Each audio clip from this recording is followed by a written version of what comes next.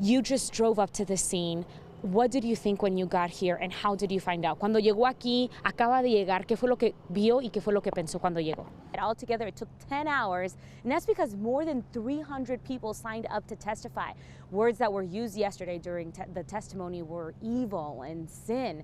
Here's the best comparison Excel was able to give us to that mystery issue. Think of it as car issues. You know there's something wrong, you can hear that there's something wrong, you're not sure what it is, you take it to the shop, they don't know what it is, but you just know there's something wrong here. That's where Excel is at. They're trying to figure it out. $2.5 million more offered to teachers than what they had originally offered before. They've been going back and forth, and we're just waiting to hear what the union says. I know a few things about you, Sonia. I know that that your mother is a wonderful woman and that she loves you very much and she watches you on the news. And I know that if she were piped into your ear right now, she would say, you need to wear a hat next time. It's cold.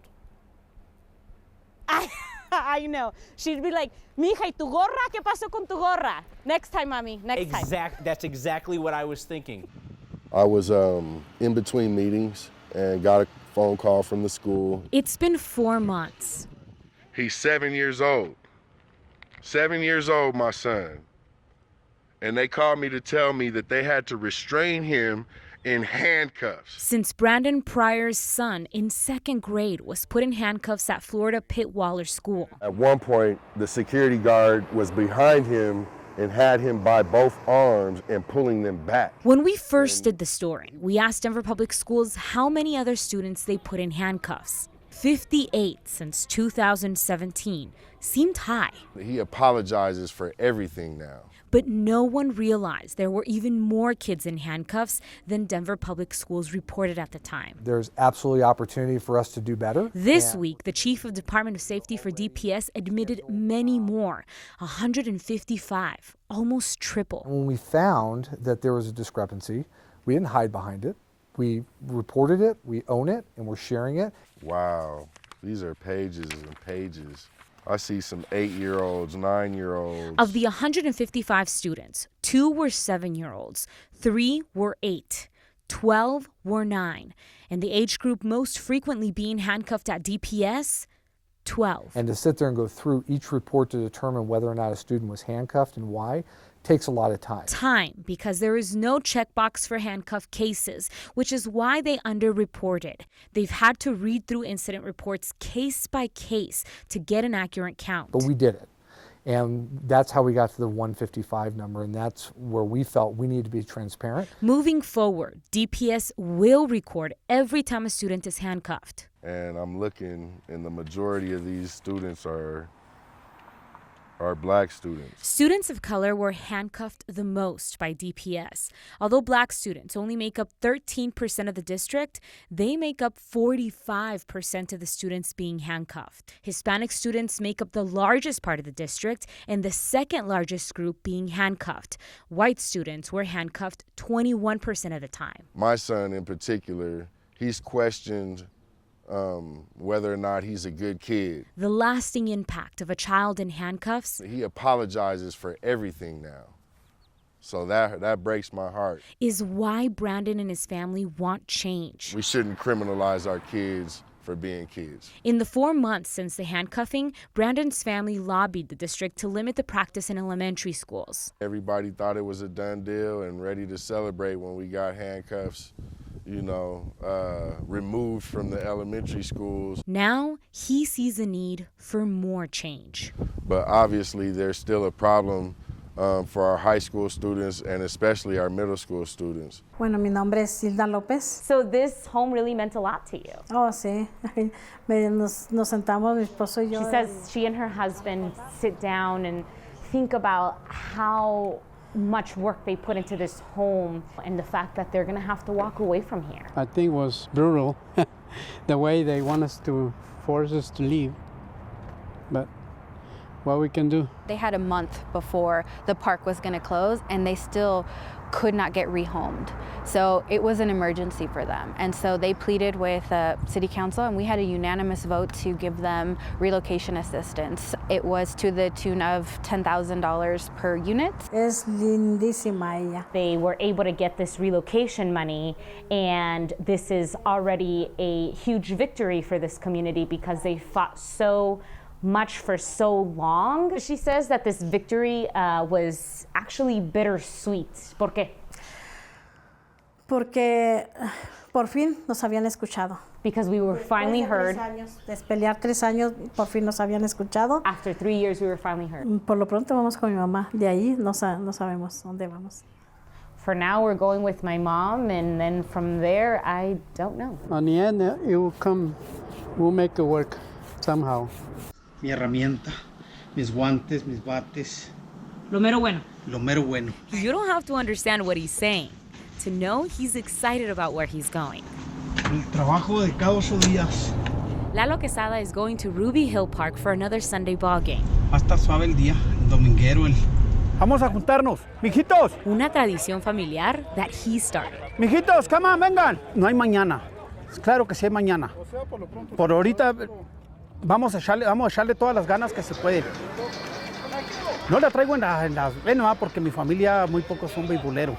Pero a mí me nació, yo nací yo creo con ese don. Lalo Quesada discovered his love for the game in Mexico. No hay cosa más linda para mí que el béisbol. Brought that passion to Colorado. Vamos a jugar para el equipo. Let's play for the team. I believe in us. Let's go. Diamantes on 3. One time. 1, 2, 3. Diamantes! And passed it down to his sons. Lalo's track record, 28 years at bat, 6 different teams, and now he runs his own. Aquí nomás. At La Liga Latina de Béisbol, a AAA Latin baseball league.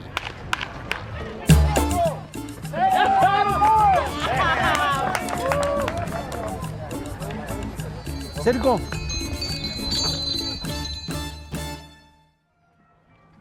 You have ex-professional guys from leagues in Mexico. You know, you got even some Dominican guys, some Cuban guys. The league started with 4 teams back in 1987. Esta foto es de las mías, mija, cuando yo llegué a jugar aquí a la Liga de Colorado.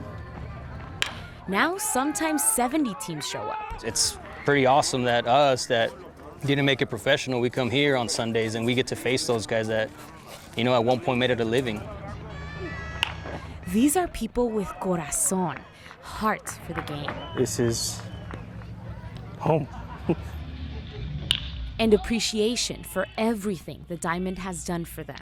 This is where we feel comfortable. This is where we basically grew up. This is our sandbox. Both his sons got full rights to college because of baseball and because of their dad. At age 6, I was out here rolling around, throwing the ball with Dad.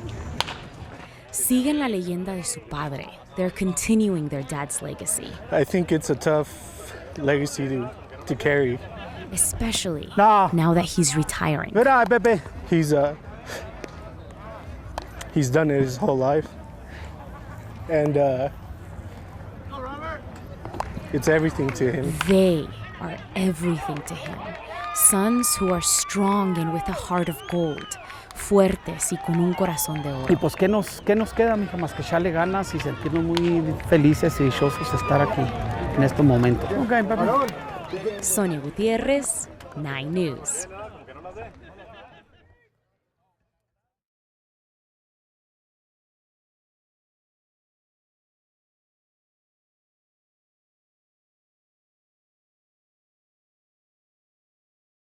We know the picture. Yes, he's always the one taking the pictures. Hey, let's get this. Click, click. Mike and Stephanie Hancock know the man. It starts with Uber driver kills passenger. We know the headlines. Then the next line is Michael Hancock is the Uber driver that killed the passenger. They know Michael Hancock as their loving son. I mean, he easily smiles, he's easily laughing, he's easily giving to people. This whole situation is so out of context, I think. What's still unclear is what happened that day. I did not know if he was even alive, so it was terror at first. and then unbelief, and then no, this can't be. This is not right. This is a mistake. This is a mistake.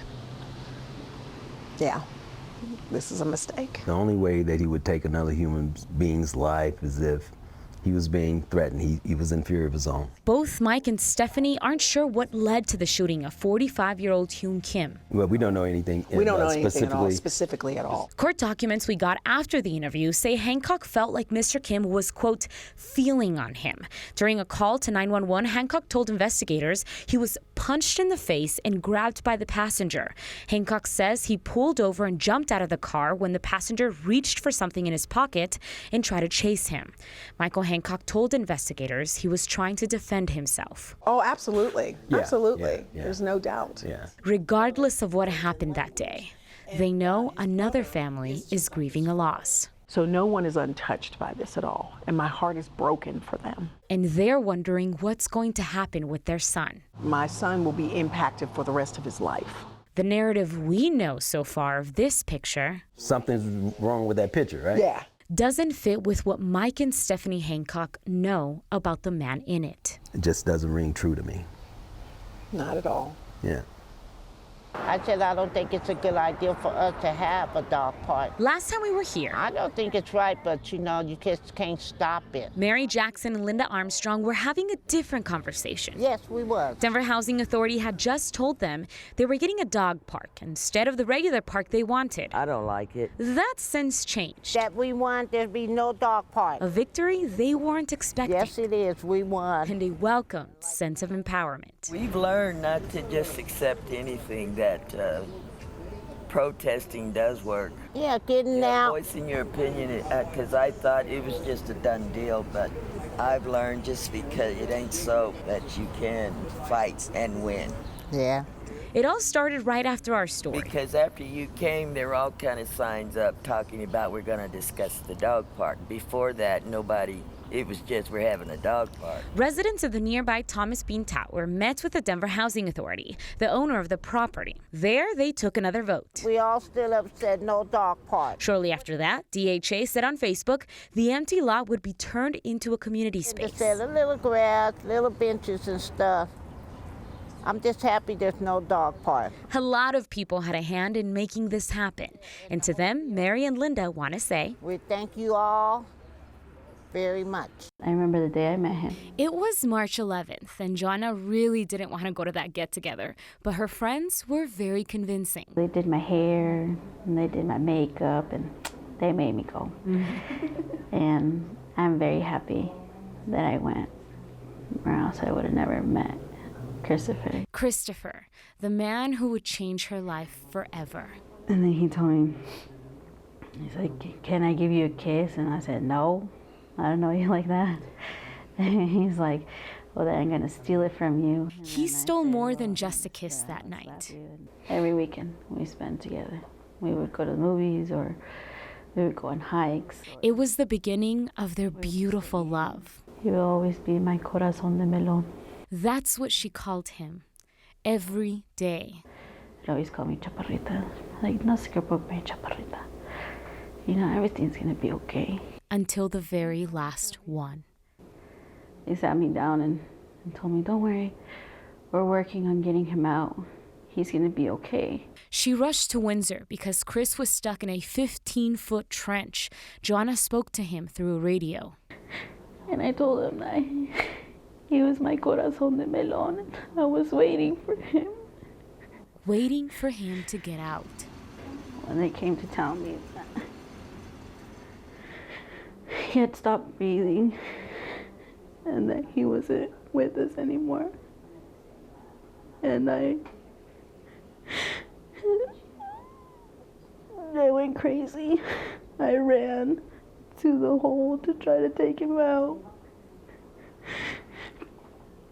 And I kept telling them, no, you guys told me he was fine. You guys were gonna get him out. He was gonna come home to me. Chris didn't go back home with her that night, but a part of him will always be there. Our baby is coming in July 4th. He'll be Christopher Jr. from now on, because he'll be just like his dad. Her corazón de melón will live on, and so will their unforgettable memories. For 9 News, I'm Sonia Gutierrez. The league's amazing because it helped me and a bunch of my colleagues grow up and learn to love the game of baseball. For Josh Cordova, whose love started when he was 5 years old, he plays. That's my team. Helps coach and umpires on his time off. Eventually, he wants to play in the majors. Rockies, of course. His parents let him umpire for Little League games because they thought they brought little risk. What is happening? Never did they imagine this would happen. Well, I issued it to the entire field, and then everyone just started yelling and screaming, and it just got really chaotic. Josh says the issue was brewing the whole game. Coaches, parents, and fans all yelling at each other until someone dropped the F-bomb, and Josh gave everyone a warning. But that wasn't enough for one of the coaches. And so they said, the coaches started getting in my face before I knew it, and they wanted me to change the call. And then one of the Bear Creek coaches stepped in and told everyone to get out of my face, and then it just escalated from there. A full-blown brawl. Josh, all of 13 years old, actually felt guilty for not being able to stop this. I shouldn't have to tell a grown man how to act around little kids. It was kind of intimidating, and I was trying to take a step back from the entire situation, but they just kept following me and getting closer. A grown adult? Yeah. To a 13-year-old? Yeah. What would I say to the adults? I would just remind them that this is a game, that nobody is going pro next year. I would say you should be able to contain yourself, control your emotions as a person, as a coach.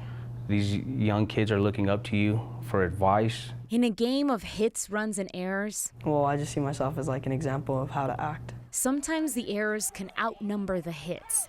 Josh found that out the hard way. And yet today, he still loves the game. Do you want to keep umpiring? Yeah. I find joy in helping the kids learn the game of baseball. It's the culture, the color, the essence. I got you. Give him one on the house. That keeps Randall coming back despite all the changes. I mean, I'm gonna try to hang on in the neighborhood. And despite his many moves. This is the third time. Third time that Randall once again is picking up his restaurant and moving out. It won't be Randall's at the Climax. It won't be Randall's at Pierre's. It won't be Randall's at Marion's. That's what the last 3. This time it'll just be Randall's off 33rd in York. Not because the rent wasn't being paid, not because of, just business has always been good. It's just that everything has, been bought out. His first business in 5 Points was a mobile restaurant called Marion's Lounge. I relocated to Pierre's Supper Club, but that place ended up getting tore down for light rail. Then Pierre was replaced too. Pierre's was replaced with townhouses. Now this one will be gutted out, possibly sold, or possibly turned into something else. I mean, I can blame myself a little because I didn't purchase anything. He's been renting this whole time. It used to bother me a lot where I would get mad and really frustrated. And now I just, I just try to move on, wiggle my way through the waters. And everybody like yesterday was, I love this place. You know what I'm saying? We had such a good time here. And I'm like, yeah, it took a minute, we got used to it, then it's gone again. You know what I'm saying? The spirit of 5 Points is all captured right here. No matter where Randall's ends up, Michael and all the other faithful customers support us for 12 years in the bar. Will come along. 10 years in the food trailer. The way we do it is like no matter where you go, as long as it's in 80205, which is our community, we're flocking there.